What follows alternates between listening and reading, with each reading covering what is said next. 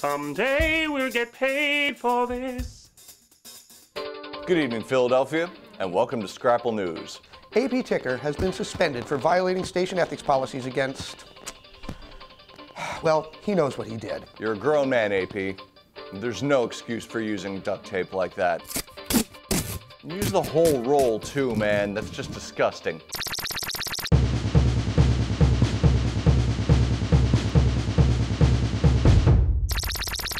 Our top story.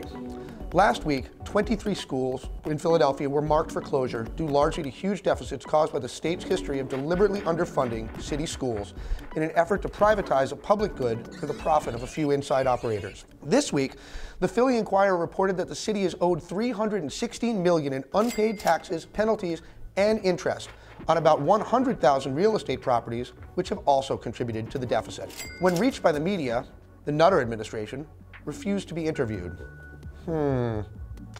Funny how that always seems to happen. We're gonna do it!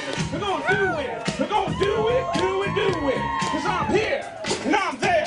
I'm Big Bang Hank, I'm everywhere! It gets worse for Philly homeowners. In addition to tax deadbeats who are depressing the market value of each and every single family home in the city, turns out AVI, the actual value initiative, isn't such a great bargain after all. The new policy has lowered taxes overall for a handful of corporations and commercial properties by about $72 million, while shifting that tax burden onto you. So now you know what to do. Register yourself as a corporation, use your house as your place of business, and watch the tax breaks roll right in. Roll! But if you think we have problems, try having drinking water that tastes like rotten bacon fried in motor oil. 2,800 rotten pig carcasses have been found floating in the river that supplies the drinking water for Shanghai since Friday. So far, residents have not yet tasted fetid swine in their water. But while government officials insist that the water's drinkability hasn't been compromised, several of the pigs have found to have died from various diseases. So be thankful that we here in Pennsy don't have to worry about those tons of animal waste contaminating our water supply. After all, we've got our own fracking problems. But if you drink the water, don't get sick because you can't afford it and your boss already thinks you're a lazy asshole. In a recent survey by the American Management Association, the nation's bosses and board members made it clear that they believe American workers suck. Perhaps it's because our wages have not increased with the growth of the economy for the past 30 years. The real median wage is only slightly higher than it was 30 years ago. Or we're all working hard enough not to get fired because we're just getting paid enough not to quit.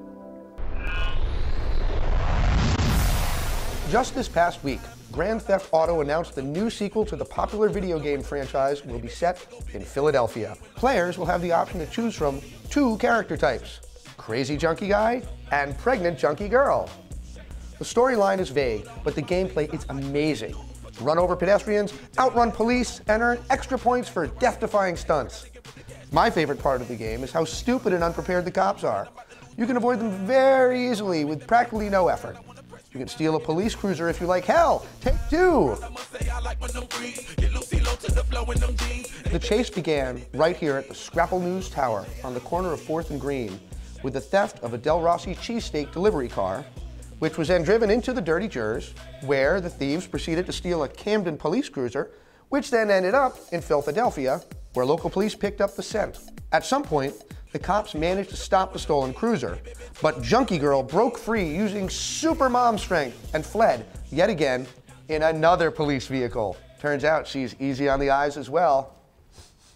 I smell a hit reality show. Snap, zoom out, roll opening credits.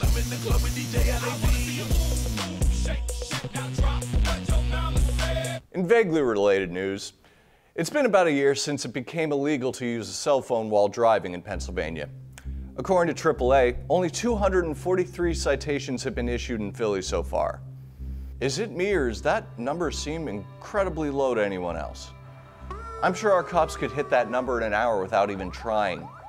I can't drive a block without being sideswiped by a nitwit with his face buried in a smartphone, tweeting away during rush hour. Hashtag, keep your eyes on the road, douchebag. According to the Scrapple News Bureau of Arbitrary Facts and Statistics, The number of motor deaths associated with typing LOL nearly quadruples the number of deaths associated with actually laughing out loud behind the wheel of a car. Do you believe that? But I do trust that if you were male and live in Philly, at one point in your sordid past, you visited the Dolphin. The legendary South Philly Go-Go Bar is set to reopen on March 20th. Well known in the Navy as the best place to get a fin job. The dirty little secret of South Broad has been known to host some of the biggest ballers ever to pass through the Tasker Street stop. If their brass pole could talk, it would tell you dark tales of pasties, G-strings, C-section scars, and lipstick-smeared shot glasses. I once met a dancer there who could put her entire fist in her mouth. That fine lady became my wife and your mother. The Dolphin will soon be immersed with DJs, hipsters, and everything else that goes with gentrification. One thing the new Dolphin could do is support a good local beer, like the fine craft brews from our friends at the Philadelphia Brewing Company. Any bar in Philly would do well to stock up on the crisp, bold, and refreshing Commonwealth cider. Till next week, folks. Maybe Dad, I mean AP Ticker, will be here to tell you what's right in the world. For Scrapple News, I'm Steve Galley. And I'm Brendan Squire. Good night, God bless, and go fuck yourselves.